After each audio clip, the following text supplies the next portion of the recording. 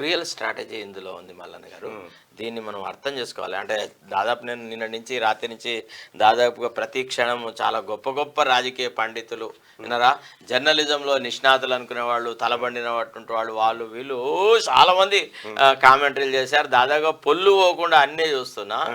దీంట్లో ఒక criminal strategy ఏముంది అంటే, ఇప్పుడు బీజేపీ మన స్ట్రాటజీ ఏముంది, it should be this fight should be between BJP and Congress ఉండాలా అనేది మన ఆలోచన. నిజంగా కూడా జరుగుతున్న వాతావరణం అదే.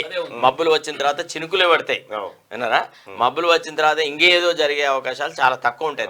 సాధారణంగా ఏదో కొన్ని సందర్భాలలో పెద్ద గాలులు వచ్చి మేఘాలు కొట్టుకపోతే తప్ప జనరల్ గా మబ్బులు వచ్చిన తర్వాత వర్షం పడాలి. ఇప్పుడు వీళ్ళిద్దరు కలిసి ఏం చేయదలుచుకున్నారంటే, ఈ పొలిటికల్ నెరేటివ్ ఈ పార్లమెంట్ ఎలక్షన్స్ లోపల బీజేపీ వర్సెస్ బీఆర్ఎస్ చెయ్యాలా అసలు అంటే. ఇప్పుడు ఏంది, వచ్చేసేసి ఏం చేస్తాడు, బీజేపీ మీద ఫుల్ అటాక్ చేసుకుంటూ కేసీఆర్ తిరగాల.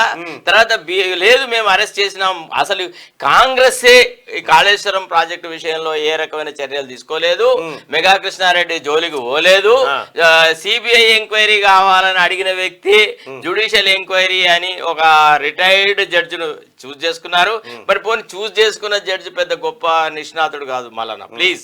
ఎందుకంటే he was our chief justice. Pinakini Chandra Ghose అనేవాడు మా దగ్గర హైకోర్టు చీఫ్ జస్టిస్ గా ఉండే ఎవరిని ఒక మాట మాట్లాడలేకపోయేది మల్లన్న. నువ్వు కేసు పట్టుకొని వచ్చి నువ్వు రాత్రల్లా కష్టపడి చదువుకొని వచ్చేసి కేసు ఆర్గ్యూ చేద్దాం అనేటప్పటికీ ఫస్ట్ మాట ఏం మాట్లాడంటే, నువ్వు కాంప్రమైజ్ అవుతావా కేసు కొట్టేయాలా, నీ కేసులో మెరిట్ లేదు అని అసలు నోట్లో మాటలు ఇయలేకపోతుంది తెలుసా.